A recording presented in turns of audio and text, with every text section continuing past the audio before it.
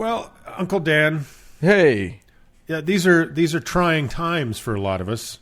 I'm trying. Not I'm for very your, trying. Not for your Elon's Musks or your Bezos's Steves, Right. but for the rest of us who aren't profiting off of all the misery right now. It's tough times, and I just feel like I just wondering if there's something out there to help us kind of keep our chins up, Dan. Well, yeah, something that can keep us going, that can help us remember that Bezos's are Jeff's, not Steve's, things like that.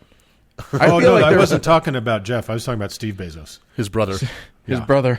It's his arch enemy. They're twins. He's the one who's going to come up with the beer brand. Yeah, that's right.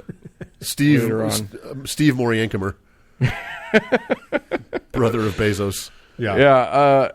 But Uncle Doug, help us. What we need look, it's dark. The world is dark, and our spirits are low.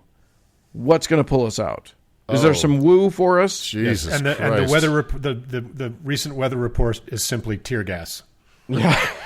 Well, uncles, I don't know what made you think that turning to me for optimism was the right call, but you are wrong. That's how bad it is. That's how bad it is. As will be demonstrated by my segment and later my heaven, I'm in a place right now. So, as has been our wont on this show, we occasionally attack woo in all its forms and those who peddle it. As we've discussed all too often, woo can sometimes be the methadone to the heroin of religion. However, like methadone, too much woo can itself be dangerous. Of course, and you need a prescription. Look, let's just be straight. That's right. You need a prescription.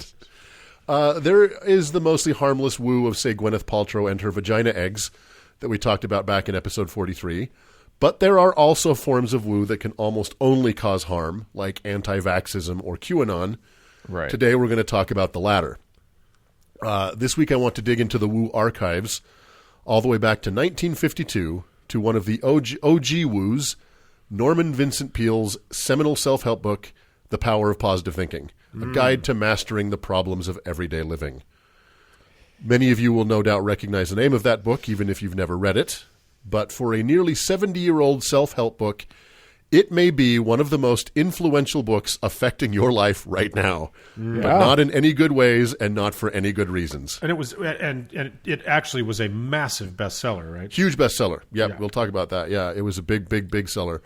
Norman Vincent Peale, we'll start with him, was born in 1898 in Bowersville, Ohio.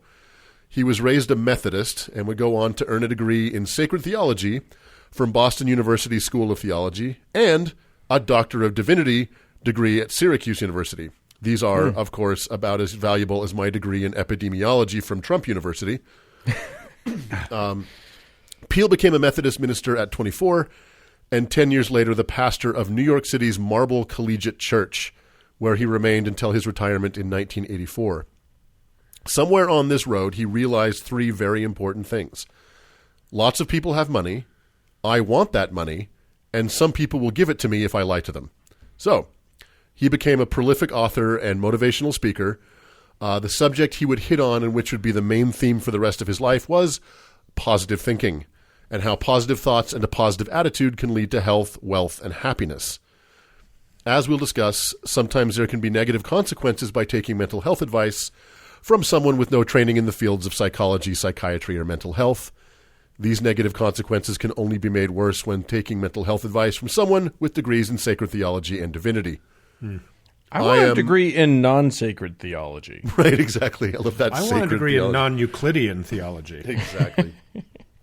Although I am a big proponent of mental health counseling, one should be wary about who they let into their heads, and I think it's a bit of a red flag when someone who wants to give you mental health advice believes that their hero is a 2,000-year-old white Palestinian who kills trees with his mind.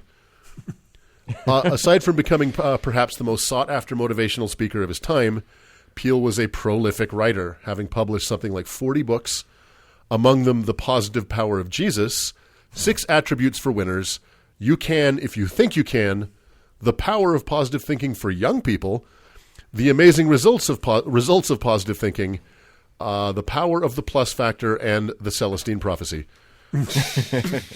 Most of his works were met with mild success, that is until 1952, when The Power of Positive Thinking hit the presses. As you said, Uncle Mark, this book was a huge success. It shot to number 1 on the New York Times bestseller list, where it remained for 48 weeks. Wow. Holy shit. It was on the bestseller list for like 150 weeks, but it was number 1 for 48. How did The Power of Positive Thinking for Young People do? I don't know. It reminds. I think you gave me this, Doug. Didn't you give me the Bill O'Reilly's book for teens? Oh, I think didn't I get it signed? Oh, I don't know. I think I'd have to look. I think I still have it here, but I'm sure that was a big seller. And just to be clear, everyone, it was an ironic gift. It wasn't. Yeah. So this thing has sold more than 5 million copies and has been translated into over 40 languages. So before we talk about the book, let's talk about the America it was released into. 1950s America was a very different place than the America of today. We were still high on winning World War II, and tens of thousands of GIs had graduated from college on the GI Bill and were entering the workforce as white-collar workers for the very first time. There was hope and possibility in the air, and it seemed that wealth was within reach if you just wanted it badly enough. And you were white. That's, of course, I'm speaking of white America. Black America was having a very different experience at the time. Mm-hmm. It is perhaps So was woman America. Truly, yeah. It is perhaps no coincidence that then that Peale was not a fan of the civil rights movement, and that he was fast friends with famous racist shitbags such as Billy Graham, Richard Nixon, and Fred Trump. More on that a little later. Mm-hmm. The Power of Positive Thinking is racially problematic in other ways, which we'll get to. But let's just say that although white America of the 1950s gobbled up this shit, black America wasn't really into the notion that if you just wanted it badly enough, it'll happen. That's their problem. Yeah. They just never really wanted it. Yeah. I think your segment on Clive and Bundy proved that. Truly. Yeah. I don't know what kind of success this book would have if it were released today. All I can say is that given all the shit going on in the world right now, if someone published a book today called The Power of Positive Thinking, I would personally drive cross-country to punch them in the head. Let's talk about the book itself. Peale claimed that through studying various case histories, he was able to put together a list of instructions to help people achieve a permanent optimistic attitude, and by virtue of that alone, the world could be theirs. Now, let's just state for the record that striving for a positive attitude is not a bad thing. Believing that you have a role in your own fate is not a bad thing. Indeed, we know someone that this book helped because it helped them take control of their life. And if that were all the book advocated, we wouldn't be talking about it today. But its problems are in the conclusions that can be derived from its main points. So let's dig in. He starts off with a list of 10, of course 10, rules for overcoming inadequacy. Ready? Picture yourself succeeding. Okay. Think a positive thought to drown out negative thought. All right. Minimize obstacles.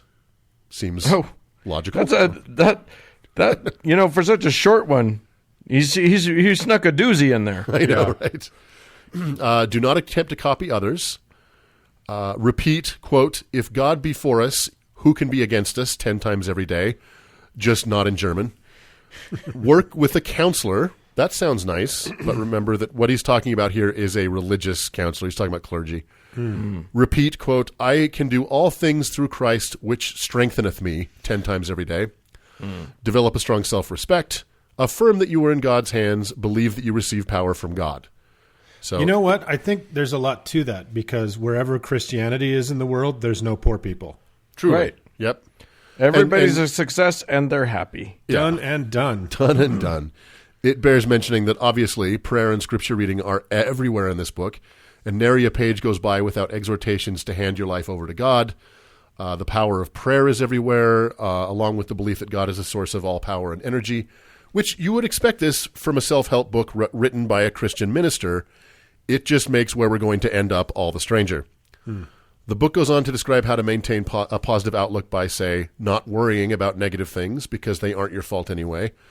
Sections of it read like 7 Habits of Highly Successful People, with tips on how to bend people to your will, like remember people's names and be effusive with praise.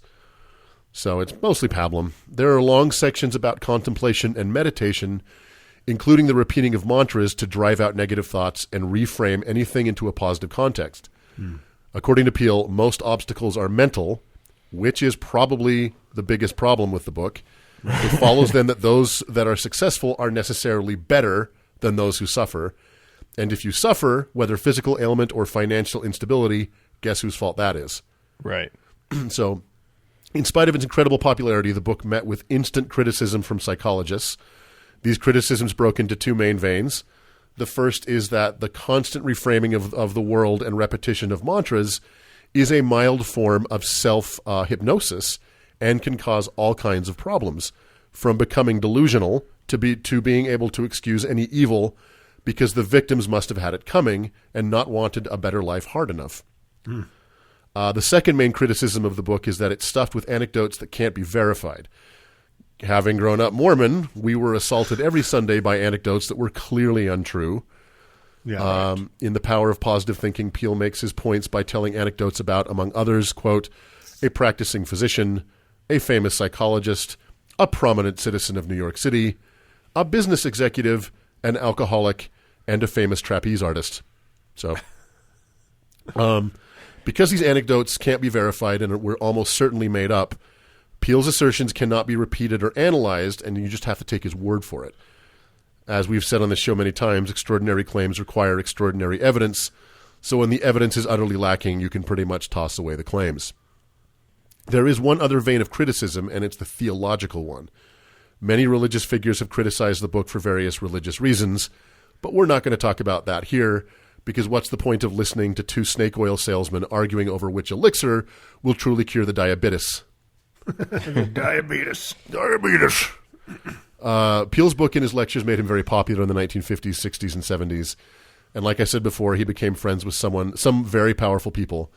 His doctrine was particularly attractive to rich white people, because what it said was that no accident of birth or no structural advantage was responsible for their success. No, sir, that was all them. Right. And yes, this is a proto version of the prosperity gospel. As I said before, this is the gospel of born at third base. Truly. Yeah, yep. right. As I said before, and I will say again, these beliefs can make one delusional. It is perhaps no coincidence that Peale was a regular at Nixon's White House and spoke to him over the phone frequently during Watergate, when Nixon was descending into his most delusional and self-pitying state.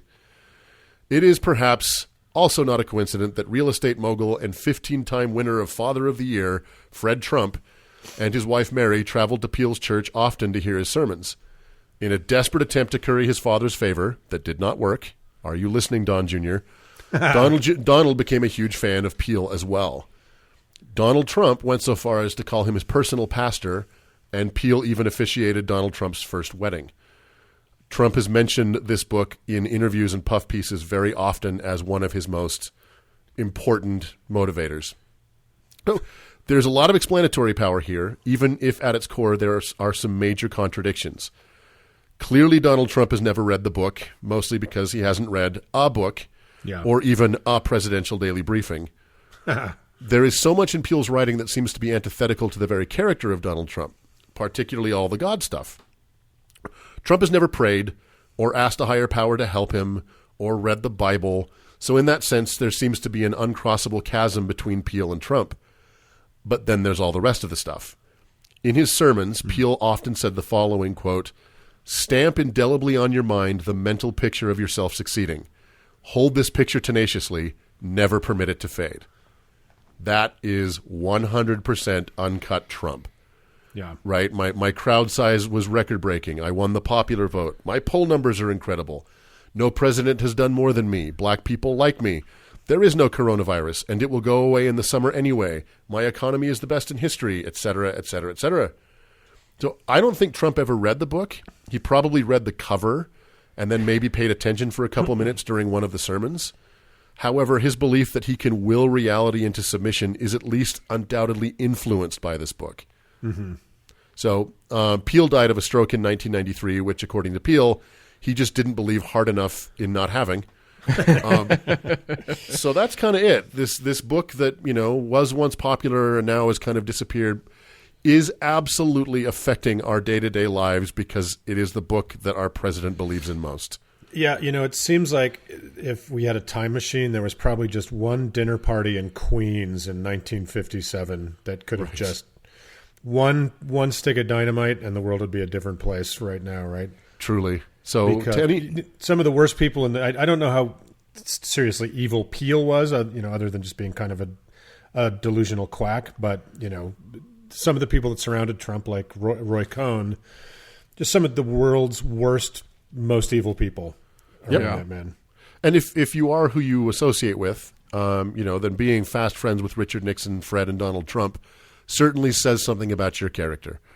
Yeah. So if any of our listeners out there with children, if you are considering gifting them a book of hokum that will contribute to their eventual derangement, consider giving them a hug instead. You might save 160,000 lives 65 years from now. So, yeah, there you go. Socially distant hug. Yes, kind of like Trump gives his children. Exactly. And would give his wife if she would let him. Do you know he doesn't follow Tiffany on Twitter? Oh, that's so shitty. It's just beautiful. It's just perfect. So she'll be the one killing Americans in 50 years? Yeah, that's exactly right. So the cycle continues. It's the Yay. circle of life. All right. Well, thanks, Doug. That makes me feel so much better. I'm just going to keep that in mind and keep a positive view of spirits lifted. Spirits lifted. So, all right. Well, let's move on.